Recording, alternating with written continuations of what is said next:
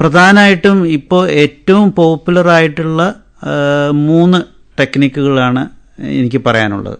അതിൽ ഏറ്റവും പ്രധാനമായിട്ടുള്ളത്, നമ്മൾ പ്രോസ്റ്റേറ്റിന് നടുക്കിലേക്ക് വളരുകയാണെന്ന് പറഞ്ഞല്ലോ, അതിന് 2 സൈഡിലേക്ക് ആയിട്ട് മാറ്റി വെച്ചുകൊണ്ട് ഒരു കർട്ടൻ മാറ്റുന്ന ലാഘവത്തോടു കൂടി ഒരു സ്റ്റാപ്ലർ ത്രെഡ് വന്നിട്ടുണ്ട്. അത് എൻഡോസ്കോപ്പി വെച്ച് ഒരു സൈഡിലേക്ക് പ്രോസ്റ്റേറ്റിനെ വകഞ്ഞു മാറ്റി ഒരു ട്രിഗർ ചെയ്ത് കഴിഞ്ഞാൽ സ്റ്റേപ്പിൾ ചെയ്ത് വെക്കുന്നു. അതേസമയം മറ്റേ സൈഡിലേക്കും വെക്കുന്നു. അപ്പോൾ അത് പ്രോസ്റ്റേറ്റ് ഒരു നീണ്ട ഒരു അവയവമായതുകൊണ്ട് ചിലപ്പോൾ 2 മതിയാവില്ല. 4 വയ്ക്കുമ്പോൾ 4 ഭാഗത്താകുമ്പോൾ ഒരു വൈഡ് ചാനൽ. ഇപ്പോൾ ഒരു നാരോ റോഡ്, സൈക്കിള് പോകുന്ന റോഡിനെ വൈഡൻ ചെയ്യുന്ന മാതിരി കാർ പോകാൻ പോകുന്ന രീതിയിലാക്കുന്ന രീതിയാണ് യൂറോ ലിഫ്റ്റ് എന്നാണ് അതിൻ്റെ commercial name. Actually it is A posterior urethral lift ആണ് അതിൻ്റെ ഉദ്ദേശം. അതൊരു വശം. ഇതിൻ്റെ ഏറ്റവും പ്രധാനപ്പെട്ട ഈ പ്രോസ്റ്റേറ്റ് ട്രീറ്റ്മെൻറ്റ് എടുക്കുന്ന എല്ലാവരുടെയും കൺസേൺ വിചാരിക്കുന്നത് വെച്ചാൽ ഇത് സെക്ഷൽ ലൈഫിനെ ബാധിക്കുമോ എന്നുള്ളതാണ്. അതൊരു വലിയ കൺസേൺ തന്നെയാണ്. ഇത് പക്ഷേ സെക്ഷൽ ലൈഫിന് ഒരു തരത്തിലും ബാധിക്കില്ല. സെക്ഷൽ ലൈഫ് എന്ന് പറയുമ്പോൾ 2 തരത്തിലുള്ള സെക്ഷൽ ലൈഫ് ഉണ്ട്. ഒന്ന് സെക്ഷൽ പെർഫോമൻസ്, രണ്ടാമത്തെ അതിന്റെ ഇജാക്കുലേഷൻ. ഇത് രണ്ടും ബാധിക്കില്ല ഇതിനകത്ത്.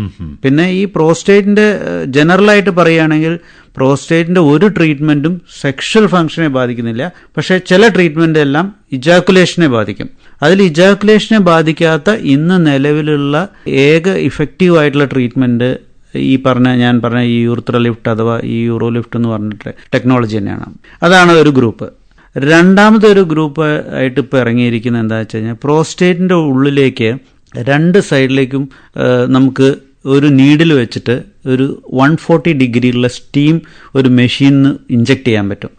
ആ പ്രോസ്റ്റേറ്റിൻ്റെ ജ്യൂസ് എല്ലാം ഈ 140 ഡിഗ്രിയിൽ നെക്രോസിസ് വന്നിട്ട് ഡ്രൈ ആവും. അപ്പോൾ ഇതിൻ്റെ ആ ഒരു ഡയമീറ്റർ അങ്ങ് കൂടും യൂറിത്രയുടെ.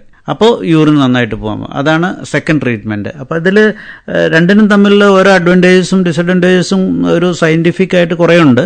മൂന്നാമത്തെ ഒരു ട്രീറ്റ്മെൻറ്റ് ഇപ്പോൾ വന്നിരിക്കുന്നത് പ്രത്യേകിച്ചും ഈ യങ് ആൾക്കാർക്ക്, ഒരു 30-25 വയസ്സ് ആക്ച്വൽ കുട്ടികൾ വേണം, ഫെർട്ടിലിറ്റി അറ്റൈൻ ചെയ്തില്ല, അൺമാരീഡ് ആണ്, അങ്ങനെയുള്ള ആൾക്കാർക്ക് വേണ്ടിയിട്ട് ഒരു സ്റ്റെൻറ്റ് വന്നിട്ടുണ്ട്. അതൊരു സെൽഫ് എക്സ്പാൻഡിങ് സ്റ്റെൻറ്റാണ്. അത് ഒരാഴ്ച ഇട്ട് വെച്ചാൽ മതി.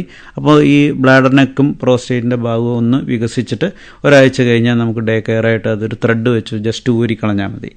ഇതാണ് ഇപ്പോഴത്തെ ഒരു ലേറ്റസ്റ്റ് ആയിട്ട് നമുക്ക് പറയാൻ പറ്റുന്ന. ഇത് കൂടാതെ സർജറി മിസ്റ്റു അല്ലാത്തൊരു ടെക്നോളജി ഉണ്ട്.